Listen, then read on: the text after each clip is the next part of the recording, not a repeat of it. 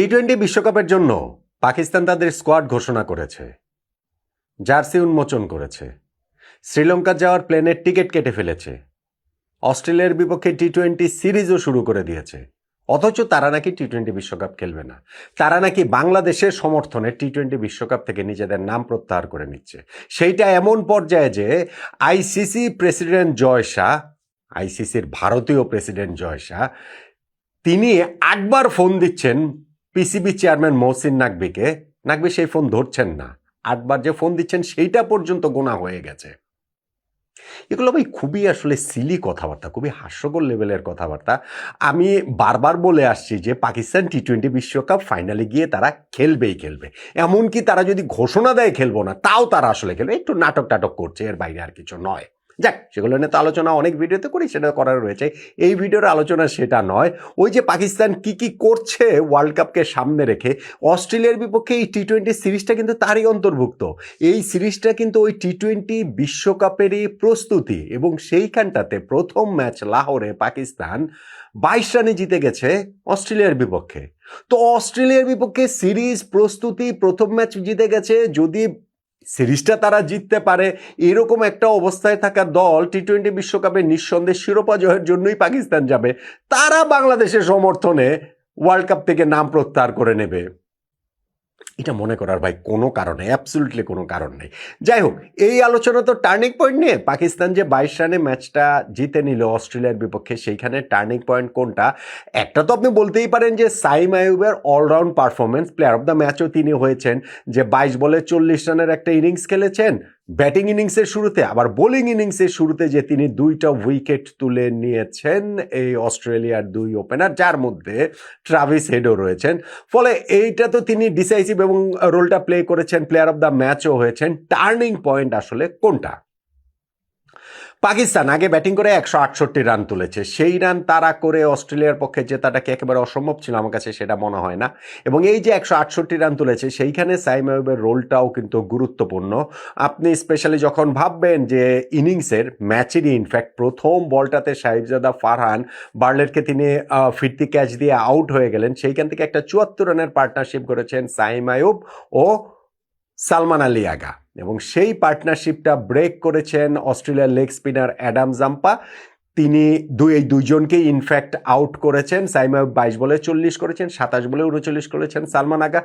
এরপরে এরকম একটা স্টার্ট তারা এনে দিয়েছেন, কিন্তু এর উপরে দাঁড়িয়ে প্যাথেটিক ব্যাটিং করেছেন টি-20 ফরম্যাট বিবেচনায় করলে বাবর আজম ও ফখর জামান। বাবর আজম তিনি 20 বল খেলে করেছেন 24 রান, তার মধ্যে বোধহয় প্রথম 15 বলে ছিল হচ্ছে গিয়ে 14 রান, লাস্টে তাও কিছুটা, শেষ 5 বলে 10 রান করে একটুখানি কাভার করেছেন, বাট স্টিল 20 বলে 24 রান। এখনকার টি-20 ক্রিকেটে এটা কি চলে? আবার ফখর জামান তিনি 16 বল খেলে করেছেন মাত্র 10 রান। এখনকার টি-20 ক্রিকেটে এটা কি চলে বলেন তো দেখি? তারপরও যেই স্টার্টটা পাকিস্তানকে ওই যে দিয়ে গিয়েছিলেন, প্রথম বলে উইকেট পড়া সত্ত্বেও ওই 74 রানের পার্টনারশিপে সাইম আইয়ুব এবং সালমান আগা, তার উপরে দাঁড়িয়ে স্কোরটা 168 পর্যন্ত পৌঁছে যায়। শেষ দিকে গিয়ে উসমান খান 14 বলে 18 রানের একটা ইনিংস খেলেছেন, 15 বলে হচ্ছে গিয়ে এরকম 14 বলে 15 রান অপরাজিত একটা ইনিংস মোহাম্মদ নওয়াজের। ফলে তাদের স্কোরটা 168 পর্যন্ত যায়। এখন আমি যেটা বলছিলাম, 168 তারা করে অস্ট্রেলিয়ার পক্ষে কি জেতা সম্ভব ছিল না? সম্ভব ছিল, কিন্তু সেই জন্য ট্রাভিস হেডকে জ্বলে উঠতে হতো আর কি। ট্রাভিস হেড এই দলটার ক্যাপ্টেন্সি করছেন। আজকে যেমন টি-20 ফরম্যাটে অস্ট্রেলিয়ার 3 জনের ডেবু হয়েছে, ফলে ট্রাভিস হেডের একটা গুড স্টার্ট গুরুত্বপূর্ণ ছিল। হ্যাঁ, সাইম আইয়ুব বল হাতে নিয়ে প্রথম ওভারটাতেই হেডের পার্টনারকে আউট করে দিয়েছেন ইনিংসে, সেটা সেকেন্ড ওভার।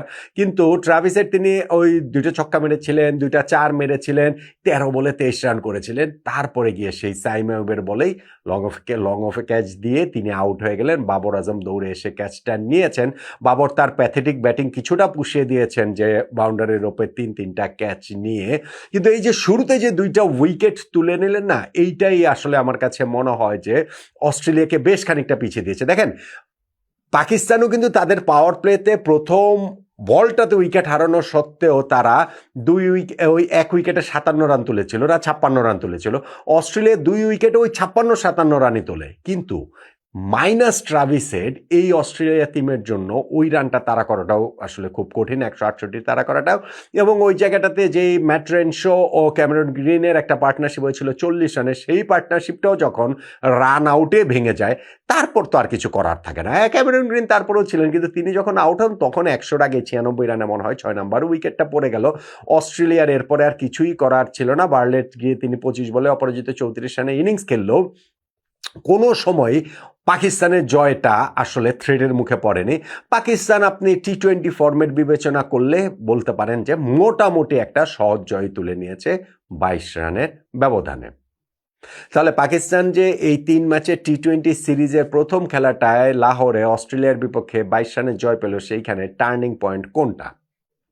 আমার কাছে টার্নিং পয়েন্ট বল হাতে সাইম আইয়ুব যে প্রথম 2 ওভারে অস্ট্রেলিয়ার 2 ওপেনারের উইকেট তুলে নিলেন, যার মধ্যে ট্রাভিস হেডের উইকেটটাও রয়েছে, সেটাই আমার কাছে মনে হচ্ছে এই ম্যাচে পাকিস্তানের জয়ের টার্নিং পয়েন্ট। আমার ধারণা আপনি আমার সঙ্গে একমতই হবেন।